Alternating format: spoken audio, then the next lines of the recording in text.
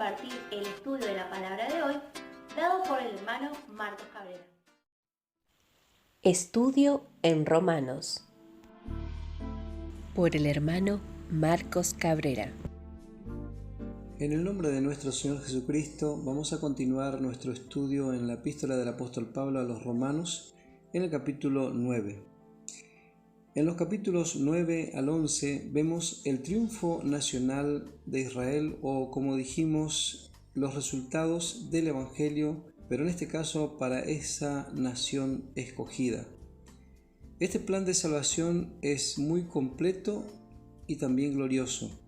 Es un plan que jamás hombre alguno pudo imaginarse, pero es realmente maravilloso, implica toda la gracia de parte de Dios y de parte nuestra toda la fe. En los capítulos 1 al 8 hemos visto un maravilloso bosquejo del gran plan de Dios de la salvación por gracia, por medio de la fe en Cristo Jesús. El Evangelio en toda su plenitud, tanto como su resultado para la Iglesia desplegado en esos capítulos. A nosotros nos toca simplemente prestar toda nuestra atención y creer para disfrutarla. Para los que creemos, nuestro destino ya está asegurado, ya estamos unidos a Cristo por toda la eternidad. Pero ahora en estos capítulos 9, 10 y 11 nos hablan de los resultados del Evangelio para la nación de Israel. Vemos aquí un bosquejo de todos los tratos pasados, presente y futuro de Dios con esta nación escogida, pero también se nos dan la razón por haberlo hecho de esa manera. Israel juega una parte importante en el programa mundial. Ellos fueron el pueblo de Jehová por 1500 años, luego han sido rechazados y esparcidos en juicio sobre la faz de la tierra por más de 2000 años hasta la fecha. Sin embargo, ellos entrarán nuevamente dentro de las bendiciones prometidas a Abraham, porque Dios ha hecho un pacto con este hombre de fe y lo cumplirá. Como dice en Habacuc 2:3, aunque la visión tardará, espéralo, porque sin duda vendrá. O como dice en Hebreos 10:37, porque aún un poquito y el que ha de venir vendrá y no tardará. Las promesas de Dios son seguras. Miramos ahora entonces el capítulo 9, donde vemos el pasado de Israel. Versículos 1 al 3 dice así: verdad digo en Cristo, no miento, y mi conciencia me da testimonio en el Espíritu Santo, que tengo gran tristeza y continuo dolor en mi corazón, porque deseara yo mismo ser anatema, separado de Cristo por amor a mis hermanos, los que son mis parientes según la carne. En este capítulo se nos invita a ver el trato de Dios para con Israel en el pasado. A Israel se le había ofrecido una relación como pueblo terrenal de Jehová, y actualmente vemos a Dios rechazando al linaje escogido, pero admitiendo tanto a los gentiles como a los judíos que creen, como pueblo celestial de Dios, a una relación más alta que aquella ofrecida a Israel. Este es un acto soberano de Dios que, para que podamos entender, Pablo habla en este capítulo del gran tema de la elección, que nos da la razón del trato pasado de Dios para con Israel. La elección es una enseñanza muy poco entendida por el pueblo de Dios, y la ignorancia de esa verdad engendra disputa y desconcierto. Aunque la palabra de Dios no necesita ninguna apología de hombre, no debiéramos tener temor a una franca discusión sobre alguna porción de la verdad. Cuando entendemos correctamente la elección, es la más bendita y reconfortante doctrina. Al meditar en porciones como esta, deberíamos tomar las promesas del Señor y clamar a Él, como dice en Jeremías capítulo 33, versículo 3, clama a mí, y yo te responderé, y te haré entender. O como dice otra versión, te enseñaré cosas grandes y ocultas que tú no conoces. Y con plena fe escuchar cuidadosamente al Espíritu de verdad quien nos guía a toda la verdad, como lo dijo nuestro Señor Jesucristo en Juan capítulo 16, versículo 13, y con toda seguridad soplará sobre este capítulo y cada versículo de la Escritura. El versículo 1 entonces dice: verdad digo, en Cristo no miento, y mi conciencia me da testimonio en el Espíritu Santo. Pablo dice: no miento o no intento engañar mediante falsedad para hablar de este tema. Además dice: mi conciencia me da testimonio en el Espíritu Santo, como dijo en 1 Corintios capítulo 4, versículo 4, porque aunque de nada tengo mala conciencia, no por eso soy justificado, pero el que me juzga es el Señor. Pablo tenía siempre presente que el Señor era mayor a su conciencia. Su andar era en el Espíritu. Por eso lo expresa en esta manera: mi conciencia me da testimonio en el Espíritu Santo. Romanos capítulo 9, el versículo 2 dice que tengo gran tristeza y continuo dolor, y este continuo dolor o angustia permanente en mi corazón. Pablo comienza su tema con lágrimas. Tenía tristeza personal y angustia permanente de corazón por causa del rechazamiento de Israel.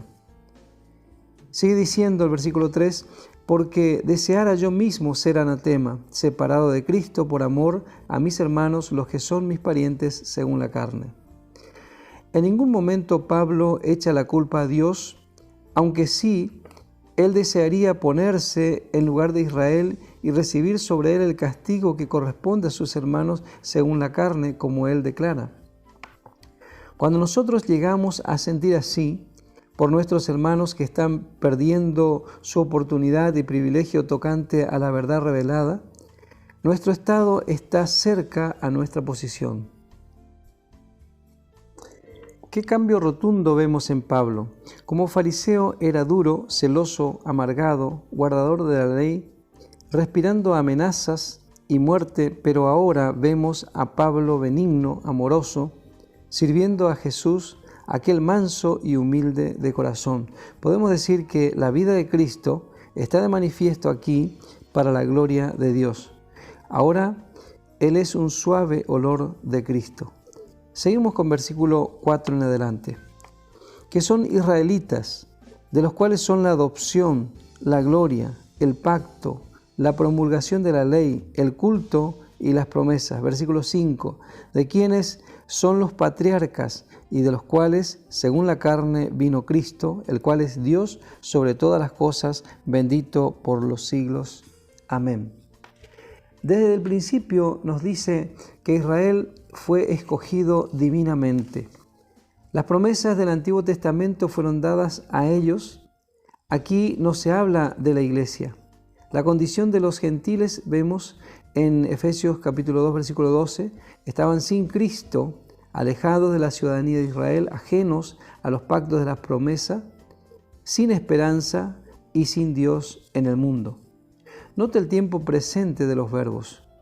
Israel tenía 8 puntos de ventaja y bendición sobre cualquier otra nación y todavía lo tiene. Estos puntos de ventaja son mencionados en los versículos 4 al 5. Dice en primer lugar, de los cuales son la adopción. Esto lo vemos en Deuteronomio capítulo 7, versículo 6, donde dice: porque tú eres pueblo santo para Jehová tu Dios. Jehová tu Dios te ha escogido para hacerle un pueblo especial, más que todos los pueblos que están sobre la tierra. Este es el primer punto de ventaja. Los israelitas fueron el pueblo adoptado por Dios. Él les sacó aparte de todas las naciones, los eligió para hacerle un pueblo especial, más que todos los pueblos que están sobre la tierra.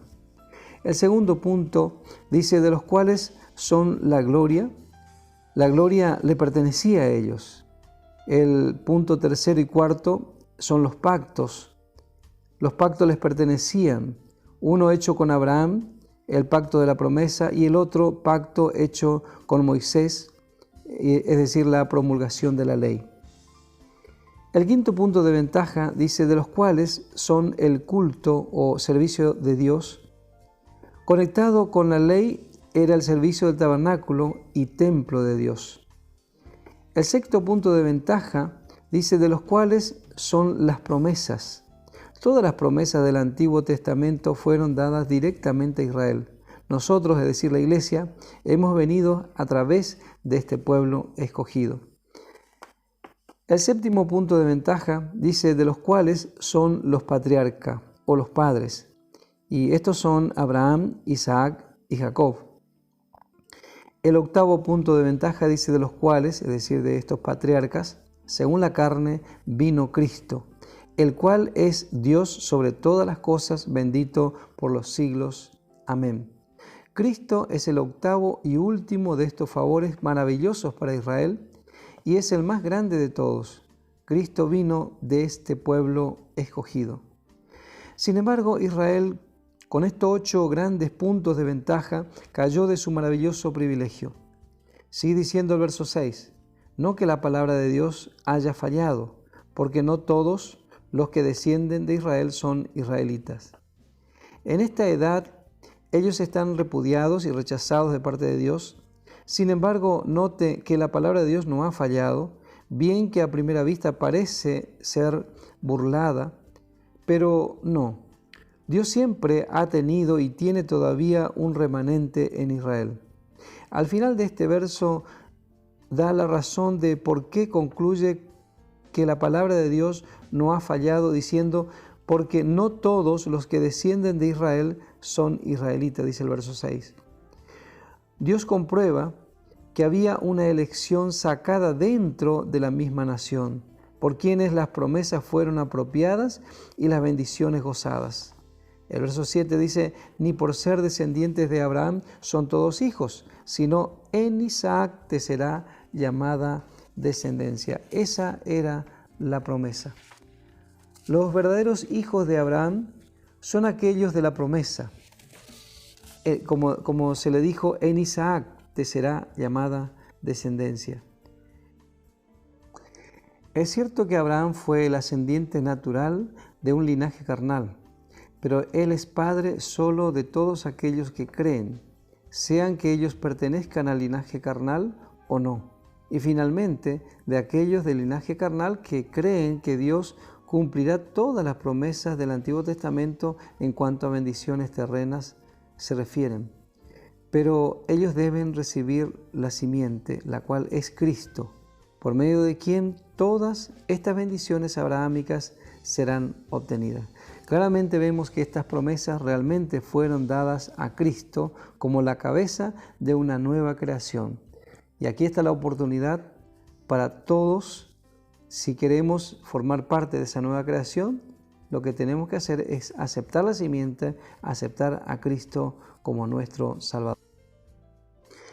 En los versos siguientes se aclara la verdad de la elección. Se habla de los vasos de elección.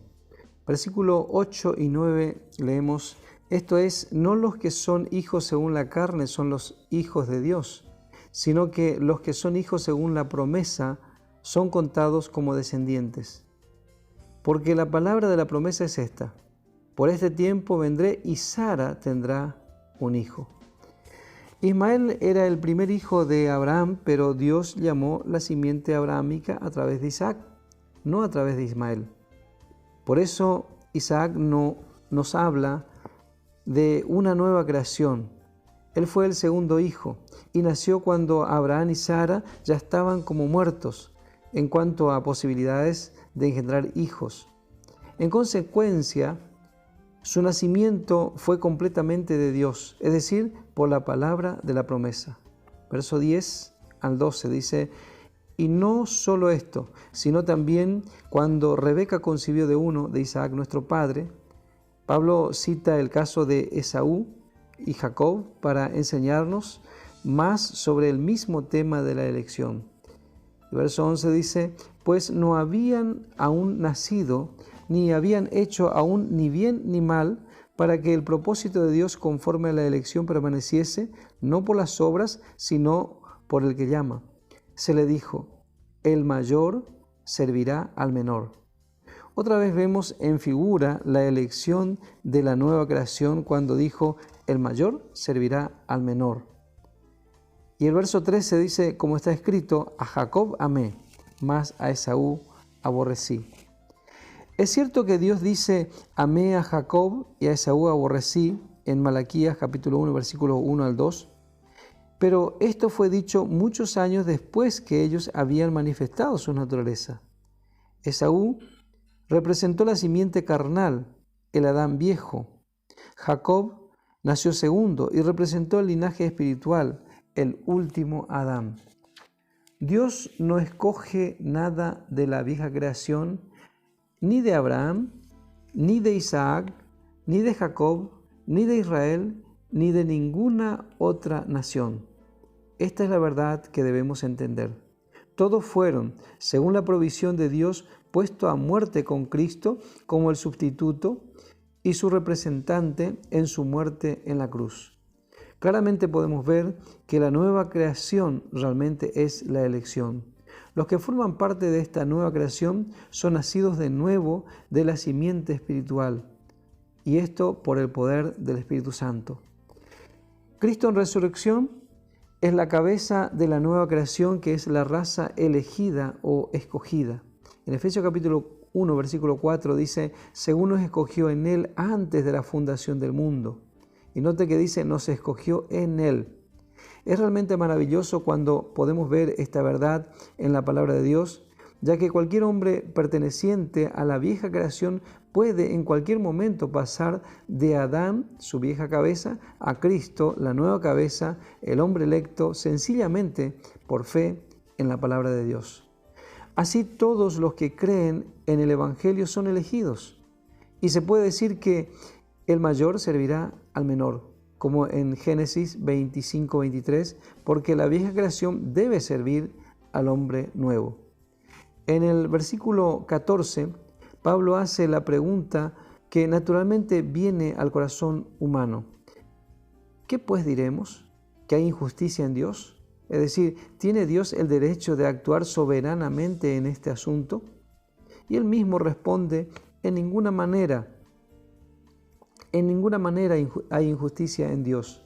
Y en apoyo a su respuesta, cita el versículo 15, las propias palabras de Dios a Moisés. Pues a Moisés dice, tendré misericordia del que yo tenga misericordia y me compadeceré del que yo me compadezca. Sigue diciendo el verso 16, así que no depende del que quiere, ni del que corre, sino de Dios que tiene misericordia.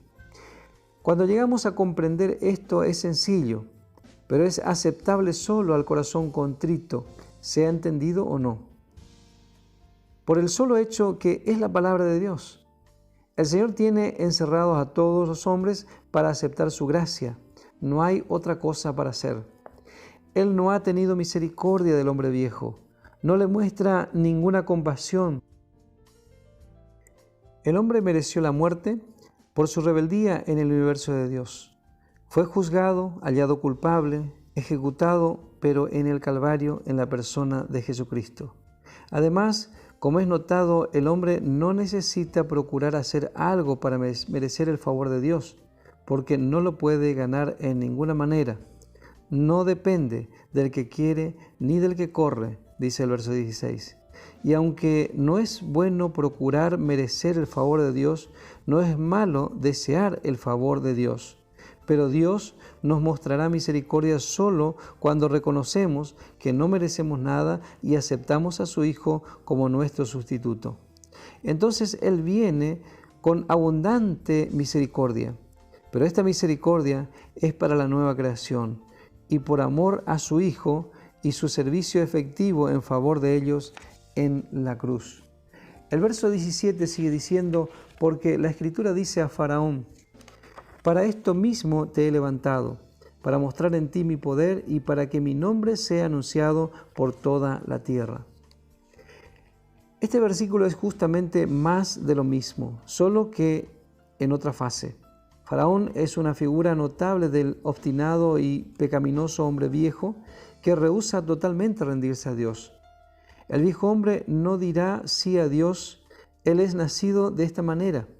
La palabra del Señor solamente hace despertar su enemistad y odio. Como dice en Romanos capítulo 4, versículo 15, la ley produce ira. Esto deja en claro la perversidad que está asentada en lo profundo del corazón humano. Sigue diciendo el verso 18, de manera que de quien quiere tiene misericordia y al que quiere endurecer, endurece. Si Dios mismo no viniera a la escena y abriese nuestros ojos a nuestra condición, resistiríamos a su voluntad y denigraríamos su nombre. Versos 19 y 20. Pero me dirás, ¿por qué pues inculpa? Porque ¿quién ha resistido a su voluntad? Y el verso 20 es la respuesta, dice, mas antes, oh hombre, ¿quién eres tú para que alterques con Dios? Dirá el vaso de barro al que lo formó, ¿por qué me has hecho así? Dios no ignoraba en cuanto al resultado de su primera creación. Él estaba preparado para ello. Él tenía otro hombre en su propósito antes que crease al primer Adán. Pablo arguye rectamente que no debemos encontrar falta en esto. Y sigue diciendo el verso 21, ¿o no tiene potestad el alfarero sobre el barro para hacer de la misma masa un vaso para honra y otro para deshonra? Claramente el alfarero tiene potestad o autoridad o derecho sobre el barro para hacer un vaso para honra y otro para deshonra. Nosotros no le objetamos. Él es soberano en este respecto. La masa le pertenece. Así Dios tiene el perfecto derecho de crear a un hombre que Él sabía que fracasaría, porque esta es la fuerza de la ilustración aquí. Dios no le hizo a Adán pecaminoso, pero sabía que sería así. Él además propuso usarle como instrumento para el despliegue de su autoridad y poder, tanto como en contraste a su nuevo hombre perfecto sin pecaminosidad. También estaba enterado que el segundo hombre, el último Adán, no fracasaría. Dice el Señor, dice en Hechos 15, 18, que hace conocer todo esto desde tiempos antiguos. O como dice la versión inglesa, Dios conoce todas sus obras desde el principio del mundo. El versículo 22 sigue diciendo, ¿y qué? Si Dios, queriendo mostrar su ira y hacer notorio su poder, soportó con mucha paciencia los vasos de ira preparados para destrucción. Y el 23, y para hacer notorias las riquezas de su gloria, las mostró para con los vasos de misericordia que Él preparó de antemano para gloria. El Señor soportó con mucha paciencia la rebelión, ingratitud y odio del viejo hombre, simplemente por su propio propósito. Desde tiempo atrás, Él hubiera arrasado la pecaminosa humanidad, los vasos de ira preparados para destrucción, como dice el verso 22, si no fuera por el amor de la nueva creación, los vasos de misericordia que Él preparó de antemano para gloria, como dice el verso 23.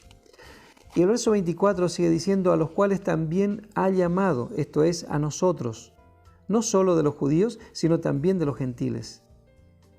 Estas gloriosas riquezas son para judío, pero también para gentil. Pero nadie puede gozar de ellas fuera de la nueva creación. El verso 25 sigue diciendo, llamaré pueblo mío al que no era mi pueblo, y a la no amada, amada.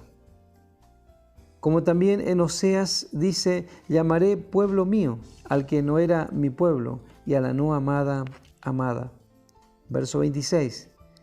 Y en el lugar donde se le dijo, vosotros no sois pueblo mío, allí serán llamados hijos del Dios viviente. Israel simplemente fue un pueblo modelo, pero ellos manifestaron el corazón de todo el viejo linaje adámico, bien que procuró bajo las mejores condiciones y medio ambiente. Siguen los versículos 27 en adelante diciendo, también Isaías clama tocante a Israel, si fuere el número de los hijos de Israel como la arena del mar, tan solo el remanente será salvo. Porque el Señor ejecutará su sentencia sobre la tierra en justicia y con prontitud. Y como antes dijo Isaías, si el Señor de los ejércitos no nos hubiera dejado descendencia, como Sodoma habríamos venido a ser, y a Gomorra seríamos semejantes. ¿Qué pues diremos? Que los gentiles que no iban tras la justicia han alcanzado la justicia, es decir, la justicia que es por fe. Mas Israel, que iba tras una ley de justicia, no la alcanzó. El fracaso de los israelitas en obtener una justicia de sí mismo nos enseña que no hay esperanza para nadie. La justicia no puede ser obtenida por algún tipo de obra o por esfuerzo de parte del hombre. De otra manera, Israel sí podría haber obtenido porque ellos lo buscaron. Pero, como dice el verso 16, no depende del que quiere ni del que corre. Pero los gentiles que no iban tras la justicia, es decir, por sus propios esfuerzos, han alcanzado la justicia donde Israel fracasó. La justicia que es por la fe. Así dice el verso 30. Y en el verso 32 pregunta, ¿por qué? Es decir, ¿por qué los israelitas no alcanzaron la justicia? Y seguidamente da la respuesta diciendo, porque iban tras ella no por fe, sino como por obras de la ley, pues tropezaron en la piedra de tropiezo. Israel no buscaba la justicia por fe, sino por obras de la ley. Y el verso 33 dice, como está escrito, he aquí pongo en Sión piedra de tropiezo y roca de caída, y el que creyere en él no será avergonzado. Esta piedra de tropiezo y roca de caída es nuestro Señor Jesucristo. Y hasta el día de hoy la gente tropieza contra Él diciendo, si hacemos bien y permanecemos fieles, seremos salvos. Pero Dios dice, aquel que cree en Cristo, sea judío o gentil, es contado por justicia, no por obra de la ley. Si se añade algunas condiciones a esta o se enseña de otra manera, se le está llamando a Dios mentiroso. Dios nunca pensó en otra manera de salvación sino la de la fe. La ley fue dada como una prueba al hombre para determinar por su propia experiencia cuán incapaz es de guardar aquella ley o agradar a Dios. Pero termina el capítulo con esta maravillosa declaración: el que creyere en Él no será avergonzado. Que el Señor bendiga ricamente a cada uno.